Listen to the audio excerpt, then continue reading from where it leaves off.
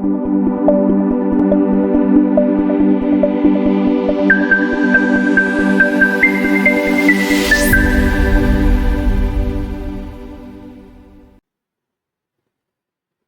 hello and welcome back to Nice Academy.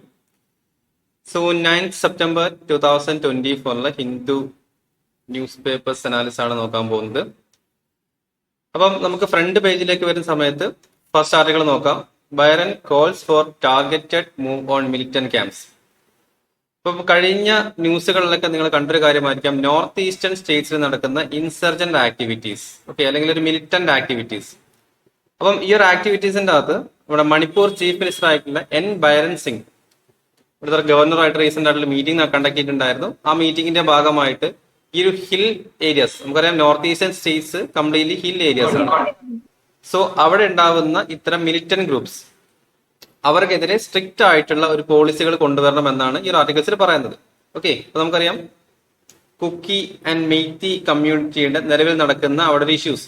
Okay, so ഈ രണ്ട് കമ്മ്യൂണിറ്റീസിന്റെ issues ആണ് north eastern സ്റ്റേറ്റിൽ, നമ്മുടെ മണിപ്പൂർ മേഘാലയ സ്റ്റേറ്റ്സിൽ നടക്കുന്ന ഇഷ്യൂസ് എന്ന് പറഞ്ഞിട്ടുള്ളത്. സോ അതിന്റെ ഭാഗമായിട്ടാണ് ഹിൽ ഏരിയയിൽ നിന്ന് വളരെ ശക്തമായ രീതിയിലുള്ള മിലിറ്റന്റ് ക്യാമ്പ്സുകളും മിലിറ്റന്റ് ആക്ടിവിറ്റീസുകളും അവിടെ കണ്ടക്ട് ചെയ്തുകൊണ്ടിരിക്കുന്നുണ്ട്. സോ അതിനെതിരെയാണ് ഈ ഒരു ആർട്ടിക്കിൾസിൽ പറയുന്നത്. ഇതില് മണിപ്പൂർ MLA യൂണിയൻ ഗവൺമെന്റിന് റിക്വസ്റ്റ് ചെയ്തിരിക്കുന്ന ഒരു കാര്യം കൊണ്ട് പറയുന്നുണ്ട്. ഇപ്പൊ യൂണിയൻ ഗവൺമെന്റ് പറയാണ്, ഒരു യൂണിഫൈഡ് കമാൻഡ് മണിപ്പൂർ സെക്യൂരിറ്റി പേഴ്സൺസിന് കൊടുക്കാൻ പറ്റുകയാണെന്നുണ്ടെങ്കിൽ ഞങ്ങൾ തന്നെ നോക്കിക്കോളാം. കാരണം സെൻട്രൽ ഗവൺമെന്റിന്റെ അണ്ടറിൽ നിന്ന് വരുന്ന ഒരു ഫോഴ്സ് എത്താൻ കുറച്ച് വൈകും. അതിനേക്കാൾ നല്ലത് ഞങ്ങൾക്ക് കുറച്ചുകൂടി ഒരു യൂണിഫൈഡ് കമാൻഡ് കപ്പാസിറ്റി തന്നു കഴിഞ്ഞാൽ ഈ ഒരു ഹിൽ ഏരിയയിലെ മിലിറ്റന്റ് ക്യാമ്പ്സിനെ ഞങ്ങൾ തന്നെ കൺട്രോൾ ചെയ്തോളാം എന്നും പറയുന്നുണ്ട്. അപ്പൊ ജസ്റ്റ് ഈ ഒരു ന്യൂസ് ജസ്റ്റ് ഒരു അപ്ഡേഷൻ ആണ് നോർത്ത് ഈസ്റ്റേൺ സ്റ്റേറ്റ്സിൽ നടക്കുന്ന ഇൻസർജന്റ് ആക്ടിവിറ്റീസിന്റെ ഫൈനൽ സ്റ്റേജ് എങ്ങനെയാണെന്നുള്ളത്. ഓക്കെ, നെക്സ്റ്റ് ആർട്ടിക്കൽ നോക്കുകയാണത് Odisha braces for heavy rains as depression forms in Bay of Bengal. അപ്പൊ നമുക്കറിയാം ഇനി നമ്മുടെ സൈക്ലോൺ കാലഘട്ടത്തിലേക്കാണ് പോയിക്കൊണ്ടിരിക്കുന്നത്. ഓക്കെ, ദാറ്റ് മീൻസ് എപ്പോഴും നോർത്ത് ഈസ്റ്റേൺ റിട്രീറ്റിംഗ് മൺസൂൺ. അപ്പൊ റിട്രീറ്റിംഗ് മൺസൂണിലാണ് നമുക്ക് പലപ്പോഴും സൈക്ലോൺസ്, എസ്പെഷ്യലി സൈക്ലോൺസ് ഉണ്ടാകുന്ന എവിടെയായിരിക്കും? ബേ ഓഫ് ബംഗാൾ റീജിയനിലാണ് സൈക്ലോൺസ് ഉണ്ടാകുന്നത്. അപ്പം ബേ ഓഫ് ബംഗാളിലേക്ക് നമ്മുടെ ഈ ഒരു വർഷത്തെ ആദ്യത്തെ സൈക്ലോൺസ് അല്ലെങ്കിൽ ഒരു ഹെവി റെയിൻ ഉണ്ടാവാനുള്ള സാധ്യതയാണ് പറഞ്ഞിട്ടുള്ളത്. ഏകദേശം IMD, Indian metrological department. Okay, beginners ആയിട്ടുള്ള ആളുകളൊക്കെ ഈ ഒരു IMD എന്താണെന്നുള്ള കാര്യങ്ങളൊക്കെ ഒന്ന് നോട്ട് ചെയ്യാൻ ചെയ്യുക. എന്താണ് ഇന്ത്യൻ മെട്രോളജിക്കൽ ഡിപ്പാർട്ട്മെന്റ് അല്ലെങ്കിൽ കാലാവസ്ഥാ നിരീക്ഷണ കേന്ദ്രം എന്നൊക്കെ പറഞ്ഞിട്ടുള്ള കാര്യം. അപ്പം ഒരു ഡിപ്രഷൻസ് ക്രിയേറ്റ് ചെയ്യുന്നുണ്ട്. Depression means low pressure create ചെയ്യുന്നുണ്ട്. സോ ഈ ലോ പ്രഷർ ക്രിയേറ്റ് ചെയ്താൽ ഓട്ടോമാറ്റിക്കലി ഒരു ഹെവി റെയിൻ വരാൻ സാധ്യതയുണ്ട് ഒഡീഷ്യൻ തീരത്തിലേക്ക് സെപ്റ്റംബർ 11 വരെ ഉള്ള ദിവസങ്ങൾ. അതായത് ദാറ്റ് മീൻസ് 2 ദിവസത്തിനുള്ളിൽ ഒരു ഹെവി റെയിൻ വരാൻ സാധ്യതയുണ്ട്. ഒരു സൈക്ലോൺസും വരാൻ സാധ്യത ഉണ്ടെന്നാണ് IMD ഫോർകാസ്റ്റ് ചെയ്തിട്ടുള്ളത്. ഓക്കെ, നെക്സ്റ്റ് ആർട്ടിക്കിൾ നോക്കുന്നത് Ukraine hopes that India will review its decision on joining the Swiss peace process says ambassador. അപ്പം ഉക്രൈൻ റഷ്യ വാറിനെ പറ്റി ഏകദേശം എല്ലാവർക്കും ഒരു ചെറിയൊരു ഐഡിയ ഉണ്ടാവുമെന്ന് കരുതുന്നു.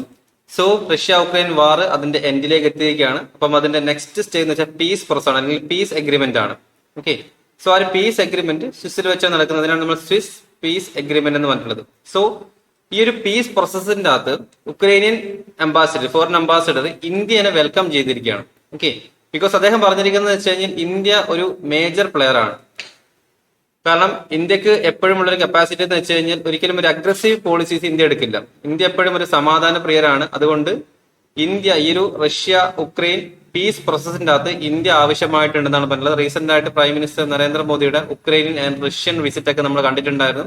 അതിന്റെ ഭാഗമായിട്ട് തന്നെയാണ് ഉക്രൈനിയൻ ഫോറിൻ അംബാസഡർ പറഞ്ഞത് ഇന്ത്യ തീർച്ചയായിട്ടും ഈ ഒരു പീസ് പ്രോസസ്സിൽ ഉണ്ടായിരിക്കണം എന്ന് പറഞ്ഞിട്ടുള്ളത്. ദെൻ നെക്സ്റ്റ് ഒരു അപ്ഡേറ്റഡ് ന്യൂസ് ആണ്. പേഷ്യന്റ് വിത്ത് mpox symptoms isolated size health ministry. അപ്പൊ നമ്മൾ കഴിഞ്ഞ ക്ലാസ്സുകളിൽ നോക്കിയിട്ടുണ്ടായിരുന്നില്ല എംപോക്സ് എന്താണ്, മങ്കി പോക്സ് എന്താണെന്നുള്ള രോഗം. അപ്പൊ ഈ എംപോക്സുമായി ഇപ്പൊ എൻഡമിക് ആയിട്ടുള്ള എംപോക്സ് എവിടെയാണ് ഉണ്ടായിരുന്നത്?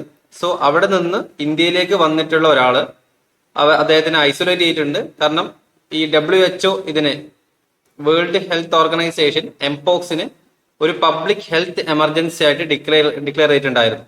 അപ്പൊ അതിന്റെ ഭാഗമായിട്ട് ആ എൻഡമിക് റീജിയനിൽ, എസ്പെഷ്യലി പറയുകയാണെങ്കിൽ ആഫ്രിക്കൻ റീജിയനിലാണ് എംപോക്സുകൾ കൂടുതലും കാണപ്പെടുന്നത്, മങ്കി പോക്സ്. സോ അവിടെ നിന്ന് ഇന്ത്യയിലേക്ക് വന്നിരിക്കുന്ന ഒരു ഇന്ത്യൻ പേഴ്സണലിന് അവരെ പ്രത്യേകമായിട്ട് ഐസൊലേറ്റ് ചെയ്തിരിക്കുകയാണ്. ദാറ്റ് മീൻസ് ഒരു പ്രത്യേകമായ വാർഡിലേക്ക് മാറ്റിയിരിക്കുകയാണ്. കാരണം ഒരു കൂടുതൽ സ്പ്രെഡിലേക്ക്, നമ്മുടെ COVID-19 ഒക്കെ സ്പ്രെഡ് ചെയ്ത പോലെ സ്പ്രെഡിലേക്ക് പോകാതിരിക്കാൻ ആ ഒരു ഐസൊലേറ്റഡ് കണ്ടീഷൻസിലേക്ക് മാറ്റിയിരിക്കുകയാണ്. അപ്പം അതൊരു അപ്ഡേറ്റഡ് ന്യൂസ് ആണ്. അതിൽ നിന്ന് നമുക്ക് നോക്കാനുള്ളത് എന്താണ് WHO, എന്താണ് എംപോക്സ്, എന്താണ് public health emergency. Prelims point of വ്യൂവിൽ ആ ഒരു കാര്യങ്ങളാണ് നോക്കാനുള്ളത്. നെക്സ്റ്റ് സ്റ്റേറ്റ്സ് പേജുകളിൽ നിന്ന് റീജിയണൽ ന്യൂസുകളായിരിക്കും, നമുക്ക് ആവശ്യമായിട്ടില്ല. ഓക്കെ, കാരണം സ്റ്റേറ്റ്സ് പേജസുകൾ നിങ്ങൾ എടുക്കുന്ന ന്യൂസ് പേപ്പേഴ്സിന് ഡിഫറെന്റ് ആയിട്ടിരിക്കും. കാരണം ഓഫ്ലൈൻ വരുന്നതാണെന്നുണ്ടെങ്കിൽ സ്റ്റേറ്റ് പേസിലെ ന്യൂസ് ഡിഫറെന്റ് ആയിരിക്കും. നമ്മൾ ഡൽഹി എഡിഷൻ ആണ് നോക്കുന്നത്, അതുകൊണ്ട് സ്റ്റേറ്റ് പേസ് ഡിഫറെന്റ് ആയിരിക്കും. ഓക്കെ, നെക്സ്റ്റ് നമുക്ക് നോക്കാനുള്ളത് ന്യൂസ് പേജസിലാണ്.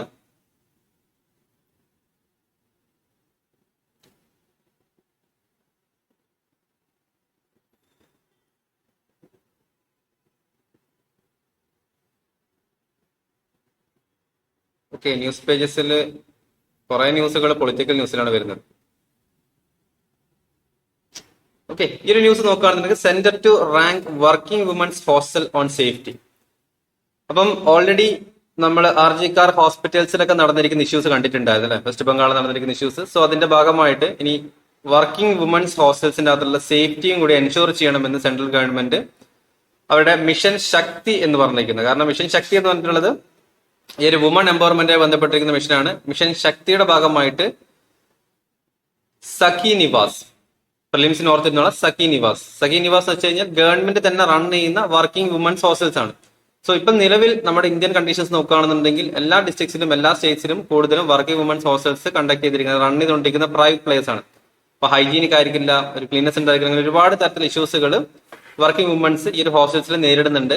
സോ അതിന്റെ ഭാഗമായിട്ട് ഒരു റാങ്കിങ് ക്രൈറ്റീരിയ കൊണ്ടുവരാണ് government. Okay, that means private players run ചെയ്തുകൊണ്ടിരിക്കുന്ന ഈ ഒരു വർക്കിംഗ് വുമൻസ് ഹോസ്റ്റൽസിന് ഗവൺമെന്റിലെ തന്നെ വെബ്സൈറ്റിൽ റാങ്കിങ് ക്രൈറ്റീരിയാസ് കൊടുക്കാൻ ഉദ്ദേശിക്കുകയാണ്. ഇന്ന രീതിയിലുള്ള റാങ്കിങ് ക്രൈറ്റീരിയാസ്. അപ്പൊ ആ റാങ്കിങ് ക്രൈറ്റീരിയാസ് അനുസരിച്ചിട്ട് ആളുകൾക്ക് വേണമെങ്കിൽ ആ ഹോസ്റ്റൽസുകൾ തിരഞ്ഞെടുക്കാം. ഇത് എന്തിന്റെ ഭാഗമായിട്ടാണെന്ന് വെച്ച് കഴിഞ്ഞാൽ നമ്മുടെ മിഷൻ ശക്തി, വുമൺ എംപവർമെന്റ് മിഷൻ ശക്തിയുടെ ഭാഗമായിട്ടുള്ളതാണ്. ഇതിന് സഖി നിവാസ് എന്ന് പറയും, അല്ലെങ്കിൽ നിർഭയ ഹോസ്റ്റൽസ് എന്നും ഈ ഒരു ഹോസ്റ്റൽസിന് ഗവൺമെന്റ് പേരിടുന്നുണ്ട്. അതുപോലെ തന്നെ ഗവൺമെന്റിന്റെ ഓൺ ചെയ്തുകൊണ്ടിരിക്കുന്ന ഒരുപാട് ഹോസ്റ്റൽസുകൾ കൊണ്ടുവരാനും ഗവൺമെന്റ് ശ്രമിക്കുന്നുണ്ട്. ഓക്കെ, നിലവിൽ പ്രൈവറ്റ് പ്ലേയേഴ്സ് ആണ്, അതിൽ നിന്ന് മാറി ഒരുപാട് ഗവൺമെന്റ് ഹോസ്റ്റൽസുകൾ കൊണ്ടുവരാനും ശ്രമിക്കുന്നുണ്ട്. നെക്സ്റ്റ് ഒരു ആർട്ടിക്കിൾ നോക്കുകയാണെന്നുണ്ടെങ്കിൽ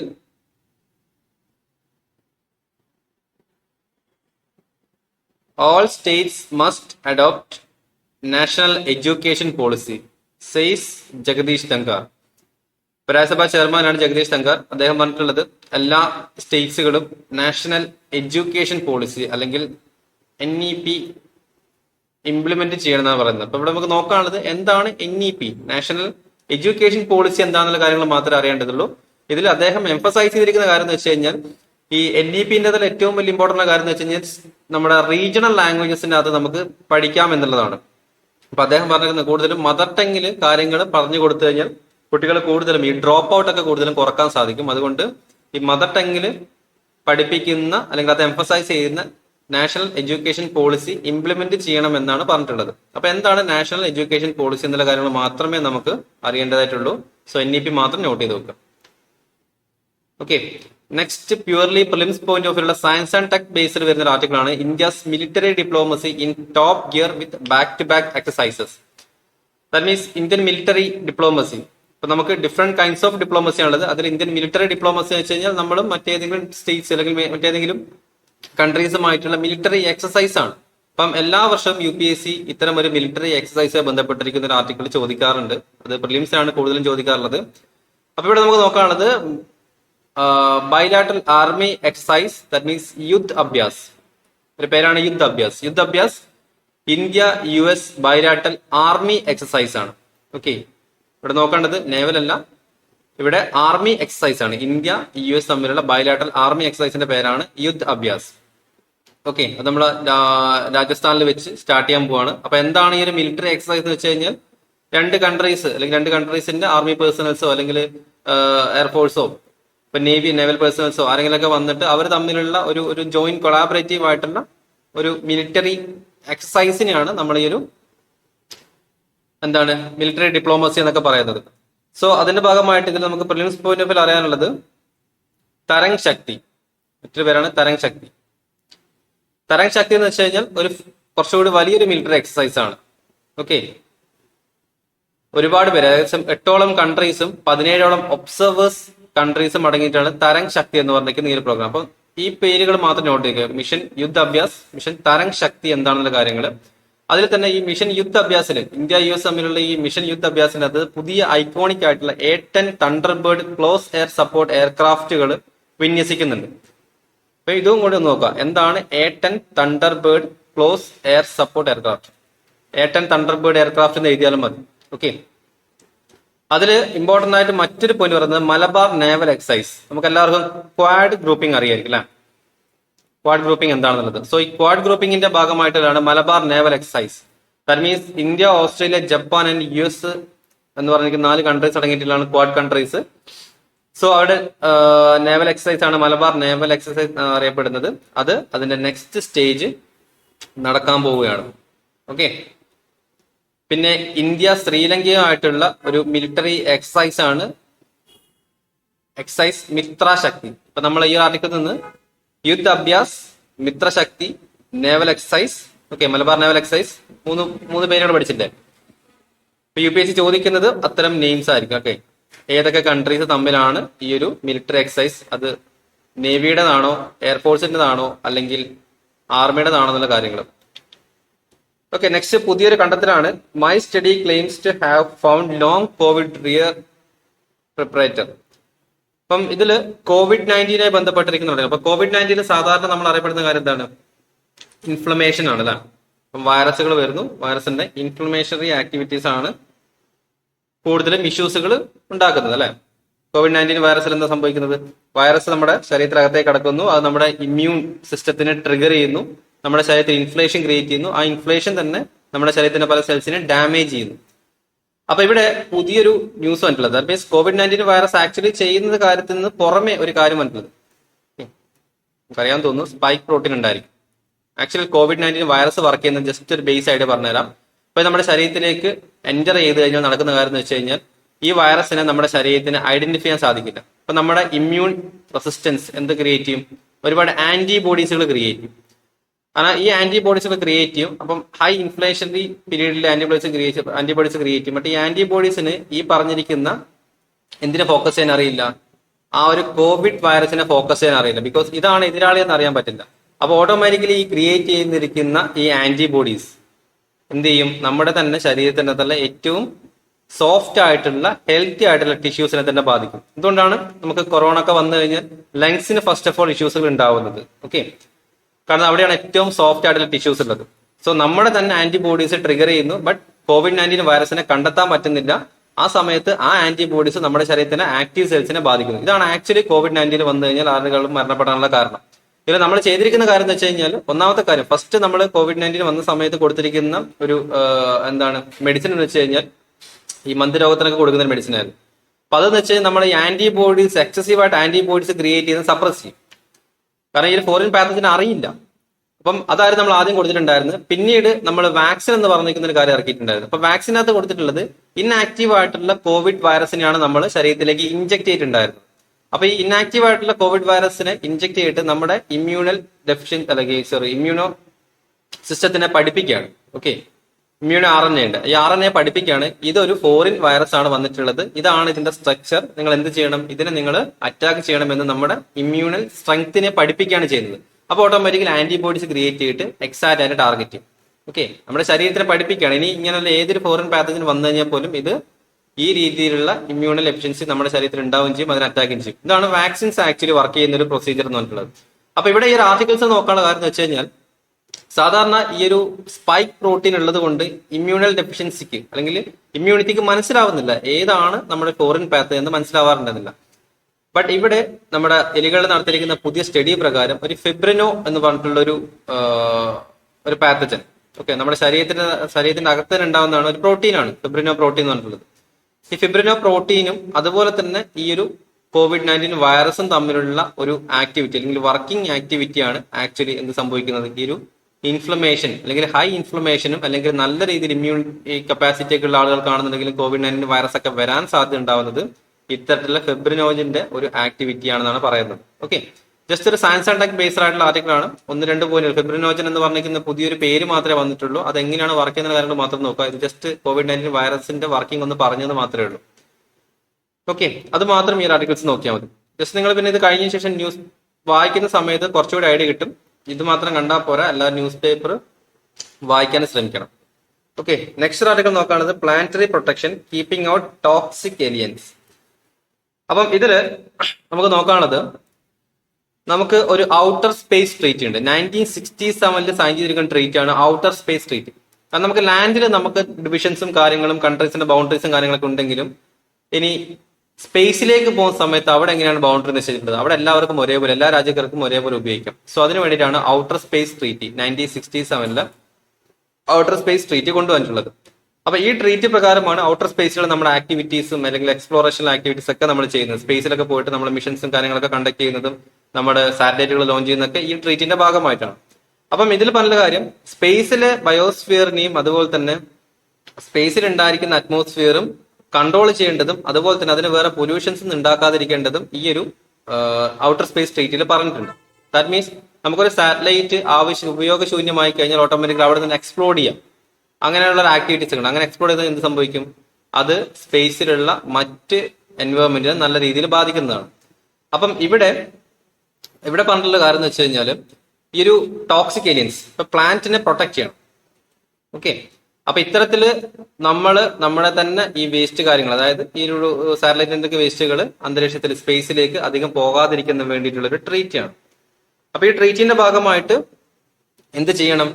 നമ്മൾ സ്പേസിലേക്ക് അയക്കുന്ന എയർക്രാഫ്റ്റുകളായിക്കോട്ടെ, അല്ലെങ്കിൽ സ്പേസ് മിഷൻസിന് ആവശ്യമായിട്ടുള്ള എന്ത് സ്പേസ് ക്രാഫ്റ്റുകളായിക്കോട്ടെ, അതിനൊക്കെ വ്യക്തമായിട്ടുള്ള റാങ്കിങ് ക്രൈറ്റീരിയ നൽകണം. അത് ഒരു കാരണവശാലും സ്പേസിൽ ഉണ്ടായിരിക്കുന്ന എൻവയോൺമെന്റിനെ ഒരു രീതിയിലും ബാധിക്കുന്നില്ല അല്ലെങ്കിൽ പൊല്യൂഷൻ ക്രിയേറ്റ് ചെയ്യുന്നില്ല എന്നുള്ളത് വ്യക്തമായിട്ട് മനസ്സിലാക്കണം.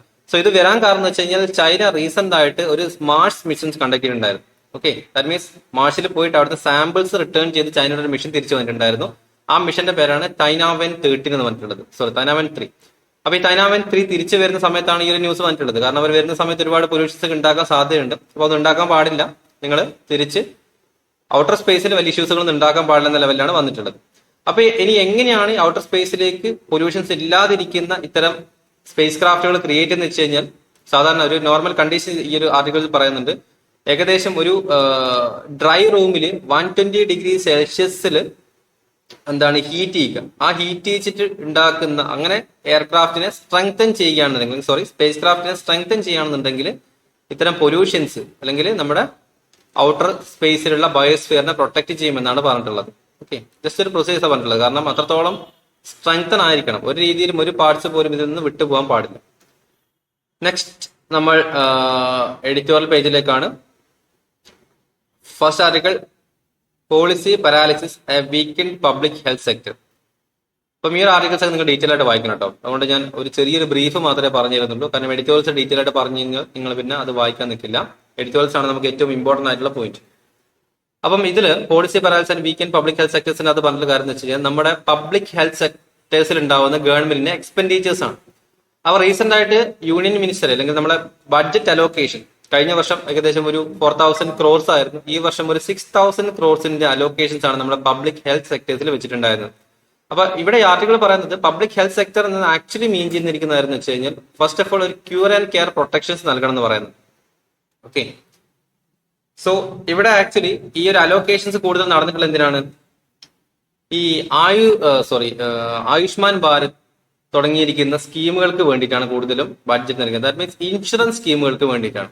അപ്പൊ നിങ്ങൾ ആലോചിച്ച് നോക്കൂ, ഒരു ബഡ്ജറ്റ് അലോക്കേഷൻ നൽകിയതിനു ശേഷം ഒരുപാട് എമൗണ്ട് നമ്മൾ പബ്ലിക് ഹെൽത്ത് സെക്ടറിലേക്ക് നമ്മൾ കൊടുക്കുന്നു. ആ ഒരു ഹെൽത്ത് സെക്ടർ ഈ പറഞ്ഞിരിക്കുന്ന ഇൻഷുറൻസിന് വേണ്ടിയിട്ടാണ് കൂടുതൽ സ്പെൻഡ് ചെയ്യുന്നുണ്ടെങ്കിൽ ഓട്ടോമാറ്റിക്കലി ആരാണ് ബെനിഫിഷ്യൽ ആവുന്നത്? നമ്മുടെ പ്രൈവറ്റ് പ്ലേയേഴ്സ് ആയിരിക്കും. പലപ്പോഴും നമ്മുടെ ഇൻ റിയൽ ലൈഫിൽ നടന്നിരിക്കുന്ന കാര്യം ഞാൻ ജസ്റ്റ് ഒന്ന് പറഞ്ഞുതരാം. നമ്മളൊരു എന്തെങ്കിലും രോഗമായിട്ട് ഏതെങ്കിലും പ്രൈവറ്റ് ഹോസ്പിറ്റൽസിലൊക്കെ പോയി കഴിഞ്ഞ് കഴിഞ്ഞാൽ അവിടെ അവർ പറയും നിങ്ങൾ അഡ്മിറ്റ് ചെയ്യണം, ഒരു 5 days മിനിമം അഡ്മിറ്റ് ചെയ്യണം എന്ന് പറയും. സോ ഇത് പറയുന്നതിന്റെ മെയിൻ കാര്യം നിങ്ങളുടെ ഈ ഒരു ഹെൽത്ത് കാർഡിന്റെ അകത്തുള്ള ഫണ്ട് അവർക്ക് എടുക്കാൻ വേണ്ടിയിട്ടാണ്. അപ്പൊ ആക്ച്വലി നമ്മളൊരു 1 day ഒന്നും അവിടെ ശരിക്കും അഡ്മിറ്റ് ചെയ്യേണ്ട ആവശ്യം വരില്ല. നമുക്കൊരു ജസ്റ്റ് ഒരു ട്രീറ്റ്മെന്റ് നമുക്ക് തിരിച്ചിറങ്ങാൻ പറ്റും. ബട്ട് അവിടെ ഒരു 2 or 3 days അവർ അഡ്മിറ്റ് ചെയ്യിപ്പിക്കും. അപ്പം ആക്ച്വലി ഫണ്ട് അലോക്കേറ്റ് ചെയ്ത് എങ്ങോട്ടേക്കാണ് പോകുന്നത്? ബെനിഫിഷ്യൽ ആയിട്ടുള്ള പ്രൈവറ്റ് പ്ലേയേഴ്സിന് അണ്ടറിലേക്കാണ് പോയിക്കൊണ്ടിരിക്കുന്നത്, അല്ലെ? അതാണ് ഈ ഒരു ആർട്ടിക്കിൾസിൽ പറയുന്ന ഒരു കാര്യം. ഒരുപാട് ഫണ്ട് അലോക്കേറ്റ് ചെയ്തിട്ടാണെന്നുണ്ടെങ്കിൽ പോലും ആവശ്യമായ രീതിയിൽ ഒരു ഹെൽത്ത് സെക്ടർ ഒരു അപ്ലിഫ്റ്റ്മെന്റ് നടത്താൻ പറ്റുന്നില്ല ഗവൺമെന്റിന്. ഗവൺമെന്റ് നടക്കുന്ന ഒരു ഫ്ലോഡ് സ്ട്രക്ചേഴ്സ് പറയുന്നത്, പ്രത്യേകിച്ച് ഈ നമ്മുടെ പബ്ലിക് ഹെൽത്ത് സെന്റേഴ്സ്, നാട്ടിലൊക്കെ കാണുന്ന പബ്ലിക് ഹെൽത്ത് സെന്റേഴ്സിന്റെ ഒക്കെ പേരൊക്കെ മാറ്റി വെൽത്ത് സെന്റേഴ്സ് എന്ന പേരൊക്കെ മാറ്റുന്നു. അതുപോലെ തന്നെ ഇംഗ്ലീഷ് നെയിംസ് എന്നൊക്കെ മാറ്റിയിട്ട് ഹിന്ദി നെയിംസിലേക്ക് മാറുന്ന സമയത്ത് ആളുകൾക്ക് മനസ്സിലാവുന്നില്ല. അങ്ങനെ തുടങ്ങിയിരിക്കുന്ന കുറച്ച് കാര്യങ്ങളാണ് ഈ ആർട്ടിക്കിൾസിൽ പറയുന്നത്. അപ്പം എങ്ങനെയാണ് ഗവൺമെന്റിന്റെ ഒരു ബഡ്ജറ്ററി അലോക്കേഷൻസ്, ഈ അലോക്കേഷൻസ് എങ്ങനെ സ്പെൻഡ് ചെയ്യുന്നു, അതിൽ പറഞ്ഞിരിക്കുന്ന മറ്റൊരു പോയിന്റും കൂടിയുണ്ട്, അതും കൂടി നമുക്കൊന്ന് നോട്ട് ഡൗൺ ചെയ്യണം. എങ്ങനെയാണ് ഒരു ഹെൽത്ത് സെക്ടറിൽ ഗവൺമെന്റ് ആളുകൾക്ക് ഈ ഒരു പ്രൊട്ടക്ഷൻ നൽകുന്നത്. ഓക്കെ, സോ പ്രൊട്ടക്ഷൻ നൽകുന്നതിന് 2-3 പോയിന്റുകൾ അദ്ദേഹം പറയുന്നു ഈ ഒരു ആർട്ടിക്കിൾസിന്റെ അകത്ത്. ഒരു ക്യൂറേറ്റീവ് ആയിട്ടുള്ള പ്രൊട്ടക്ഷൻ നൽകണം. ആദ്യം എന്ത് ചെയ്യണം? ആദ്യം നല്ലൊരു ഹെൽത്ത് ഇൻഫ്രാസ്ട്രക്ചർ നൽകണം, അല്ലെ? എന്നാലും നമുക്ക് ഹോസ്പിറ്റൽസിൽ പോകാൻ പറ്റും. സോ ആദ്യം അത് നൽകണം. ബെറ്റർ ആയിട്ടുള്ള ട്രീറ്റ്മെന്റുകൾ നൽകണം.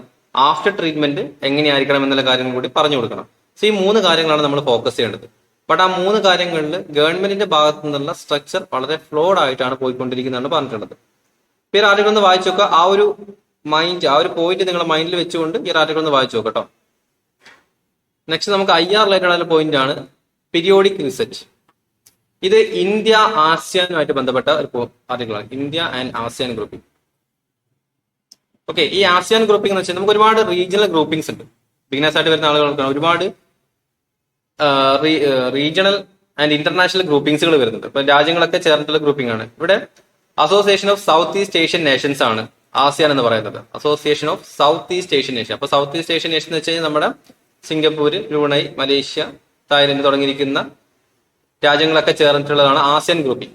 അപ്പം റീസെന്റ് ആയിട്ട് ആസിയാൻ ഗ്രൂപ്പിംഗിന്റെ അകത്ത് നിന്ന് ഗവൺമെന്റ്, പ്രത്യേകിച്ച് ഇന്ത്യൻ ഗവൺമെന്റ് പതുക്കെ വിട്ടു വരുന്ന ഒരു പ്രതിഭാസം കണ്ടിട്ടുണ്ടായിരുന്നു. ബട്ട് അത് വീണ്ടും റീഇൻഫോഴ്സ് ചെയ്യാൻ വേണ്ടിയിട്ട് നരേന്ദ്രമോദിയുടെ വിസിറ്റ് ബ്രൂണൈയിലും സിംഗപ്പൂരിലേക്കും ഉള്ള വിസിറ്റ് കണ്ടക്ട് ചെയ്യാൻ പോവാണ്. ഓക്കെ, സോ ഈ വിസിറ്റ് എന്ന് വെച്ചാൽ ബ്രൂണൈ ആയിട്ട് നമ്മൾ മുന്നേ ഉണ്ടായിരുന്നു, നല്ലൊരു ബന്ധത്തിലുണ്ടായിരുന്നു. ബട്ട് കുറച്ച് പീരീഡിന് ശേഷം ആ ബ്രൂണയുമായിട്ടുള്ള ബന്ധം നമ്മൾ ഒന്ന് വൾണറബിൾ ആയിട്ട് പോയിട്ടുണ്ടായിരുന്നു. സിംഗപ്പൂരുമായിട്ട് നല്ല രീതിയിലുള്ള റിലേഷൻ ആണ്. നമുക്കൊരു ആക്ട് ഈസ്റ്റ് പോളിസി ഉണ്ട്, look east and act east policy എന്നൊരു പോളിസി ഉണ്ട്. അപ്പൊ എന്താണെന്ന് വെച്ച് കഴിഞ്ഞാൽ നമ്മുടെ ഈസ്റ്റേൺ കൺട്രീസ് അല്ലെങ്കിൽ സൗത്ത് ഈസ്റ്റ് ഏഷ്യൻ കൺട്രീസുമായിട്ട് കൂടുതൽ എൻഗേജ് ചെയ്യാന്നുള്ള പരിപാടിയാണ്.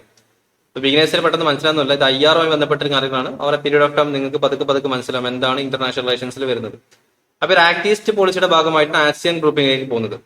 ഇതിൽ ഗവൺമെന്റിന്റെ സെറ്റ് ബാക്കുകൾ പറയുന്നുണ്ട്. കാരണം RCEP എന്ന് പറഞ്ഞിരിക്കുന്ന ഒരു grouping, okay, that means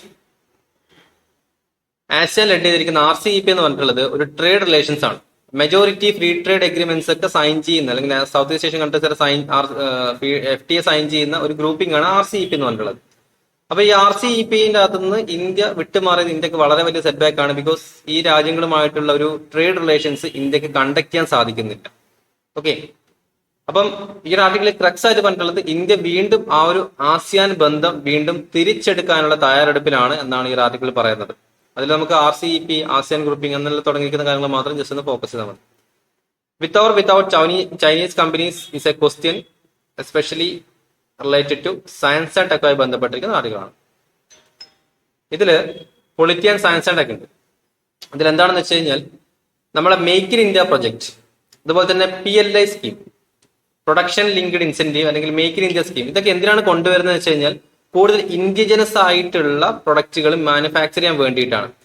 but actually എത്ര ഇൻഡിജിനസ് ആയിട്ടുള്ള പ്രൊഡക്റ്റുകൾ മാനുഫാക്ചർ ചെയ്യാലും ചൈനയെ ഒഴിവാക്കാൻ നമുക്ക് സാധാരണ സാധിക്കാറില്ല. ബിക്കോസ് നമുക്ക് അത്തരത്തിലുള്ള ഇൻഫ്രാസ്ട്രക്ചറൽ സപ്പോർട്ടോ അല്ലെങ്കിൽ അത്തരത്തിലുള്ള ടെക്നോളജിക്കൽ സപ്പോർട്ടോ, ഫോർ എക്സാമ്പിൾ നമ്മളൊരു മൊബൈൽ ഫോൺ എടുക്കുകയാണ്.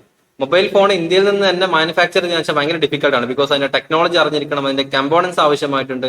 സോ ചൈനീസ് ഇമ്പോർട്ടുകൾ നമ്മൾ കുറക്കാമെന്ന് വിചാരിച്ചാൽ പോലും ആക്ച്വലി കുറക്കാൻ സാധിക്കുന്നില്ല. ഓക്കെ, ബിക്കോസ് നമ്മൾ മേക്ക് ഇൻ ഇന്ത്യ പ്രൊജക്ട്, അതുപോലെ തന്നെ പ്രൊഡക്ഷൻ ലിങ്ക്ഡ് ഇൻസെന്റീവ് സ്കീമൊക്കെ നമ്മൾ നൽകിയിട്ടുണ്ടായിരുന്നു. ഇത് ഇൻഡിജിനസ് ആയിട്ട് ഇന്ത്യക്കകത്ത് നിന്ന് തന്നെ ഒരുപാട് മാനുഫാക്ചറിങ് യൂണിറ്റുകൾ തുടങ്ങാൻ വേണ്ടിയിട്ടാണ്. ബട്ട് ആക്ച്വലി അത്രയധികം മാനുഫാക്ചറിങ് യൂണിറ്റുകൾ തുടങ്ങാൻ സാധിക്കുന്നില്ല. ഞാൻ നേരത്തെ പറഞ്ഞ തന്നെ ഇൻഫ്രാസ്ട്രക്ചർ സപ്പോർട്ടിന്റെ ഒരു ഇഷ്യൂ കൊണ്ടാണ്. ഓക്കെ, സോ അതിൽ നിന്ന് ഇന്ത്യ മാറി. ഇപ്പൊ ടാറ്റ ഗ്രൂപ്പ്സ് ഒക്കെ ഒരുപാട് മാനുഫാക്ചറിങ് ഹബ്ബുകളൊക്കെ കൊണ്ടുവരാൻ ശ്രമിക്കുന്നുണ്ട്. ഈ ഇലക്ട്രോണിക്സ് മാനുഫാക്ചറിംഗ് സെക്ടേഴ്സിന്റെ അകത്ത്, സെമി കണ്ടക്ടർ മാനുഫാക്ചറിംഗ് സെക്ടേഴ്സിന്റെ അകത്ത്. ബട്ട് എന്നിരുന്നാൽ പോലും ടെക്നോളജിയിൽ ഭയങ്കര അഡ്വാൻസ്ഡ് ആയ കൺട്രിയാണ് ചൈന, അല്ലെ? അപ്പം ബട്ട് ചൈനയിൽ നിന്ന് ഇനി എങ്ങനെ കൊണ്ടുവരാം? അപ്പൊ ചൈനയിൽ നിന്ന് അവർ ഈ ഒരു ഗവൺമെന്റ് കൊണ്ടുവരുന്ന പറഞ്ഞ PLI സ്കീം പ്രകാരം, അതുപോലെ തന്നെ FDI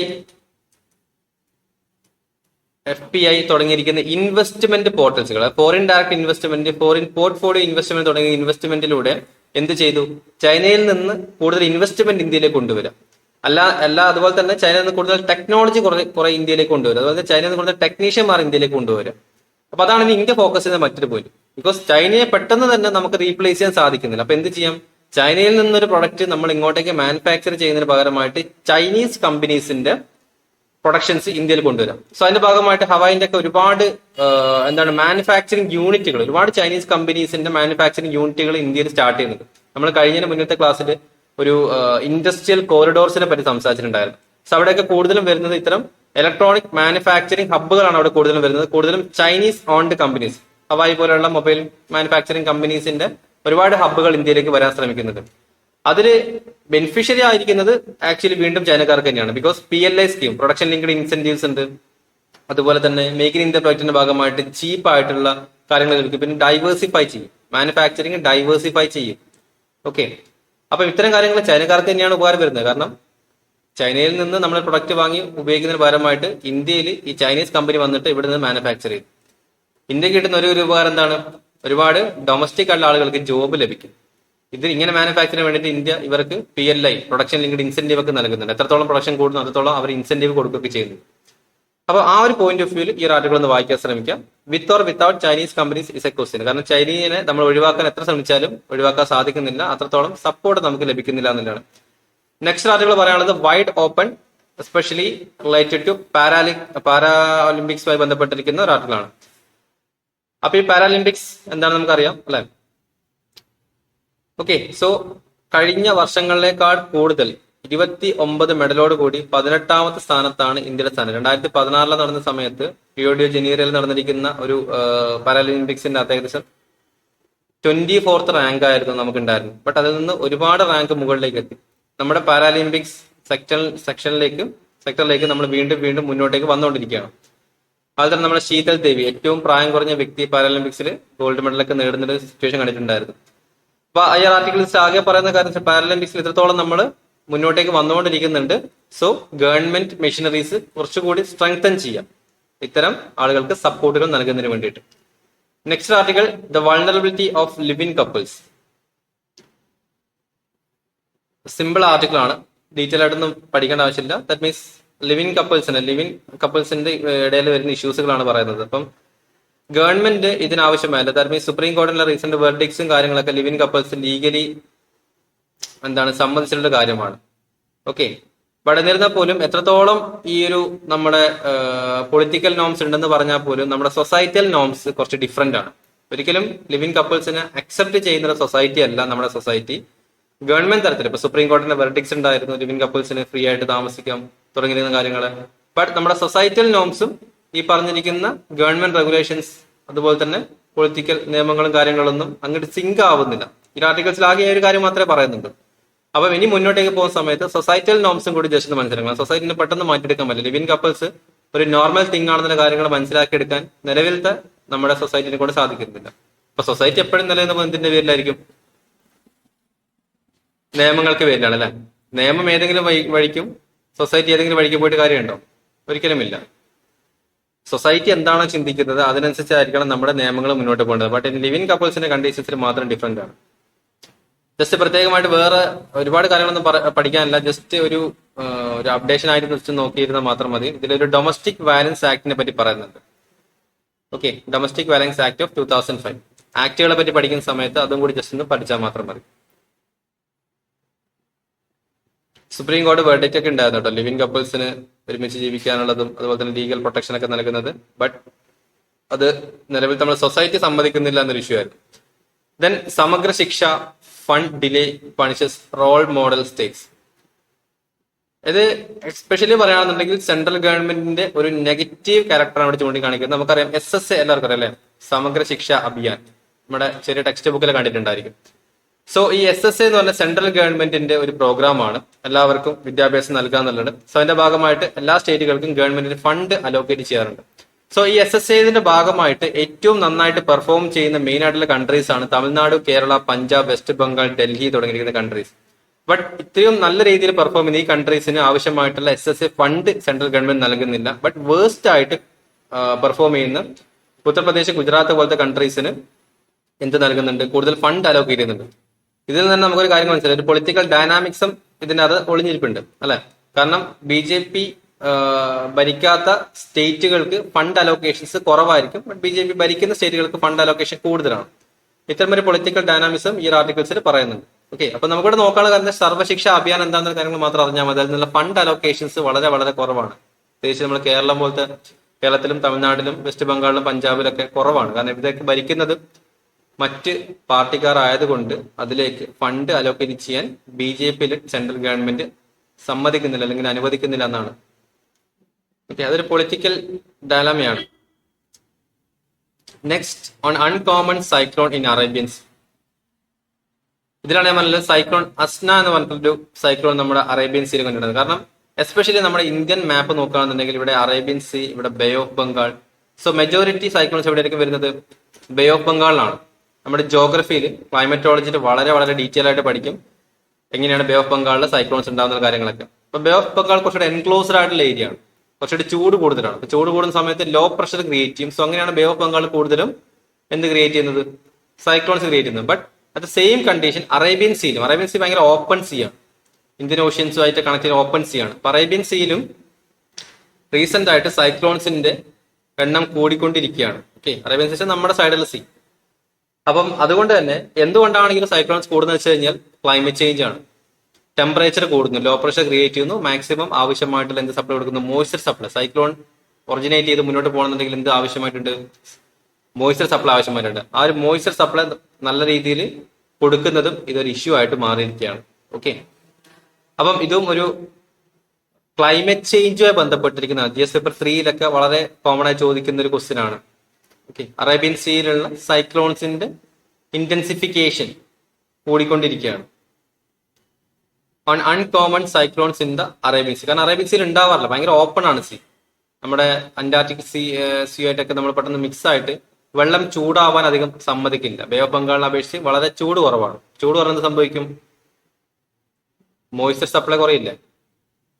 ഈ മോയ്സ്ചർ സപ്ലൈ ആണ് ആക്ച്വലി സൈക്ലോൺസുകൾ ജനറേറ്റ് ചെയ്യുന്നത്. അതിന് സൈക്ലോൺ അസ്ന എന്ന് പറയുന്ന അസ്നക്ക് ഒരു പ്രത്യേകത ഉണ്ട്. സാധാരണ സൈക്ലോൺസ് ക്രിയേറ്റ് ചെയ്യുന്നത് നമ്മുടെ ഏതെങ്കിലും ഓഷ്യനിൽ ഉണ്ടാവുന്ന ലോ പ്രഷർ സിസ്റ്റം ആണ്. അപ്പോൾ ഈ സൈക്ലോൺ അസ്നയുടെ പ്രത്യേകത എന്ന് വെച്ച് കഴിഞ്ഞാൽ നമ്മുടെ ഗുജറാത്ത് റീജിയനിൽ ലാൻഡ് ബേസ്ഡ് ആയിട്ടുള്ള ഒരു ലോ പ്രഷർ ക്രിയേറ്റ് ചെയ്തിട്ട് ആ ലോ പ്രഷർ എങ്ങോട്ട് പോയതാണ്? നമ്മുടെ ഈ ഓഷ്യൻ സൈഡിലേക്ക് പോയതാണ്. ഓക്കെ, ബിഗിനേഴ്സ് ആയിട്ടുള്ള ആളുകൾ ജസ്റ്റ് ഒന്ന് മനസ്സിലാക്കിയാൽ മതി. ഡീറ്റെയിൽ ആയിട്ട് നിങ്ങൾക്ക് ഇനി അറിയണമെന്നുണ്ടെങ്കിൽ കുറച്ച് എൻ്റെ ക്യാബിനിലേക്ക് വന്നാൽ മതി കേട്ടോ.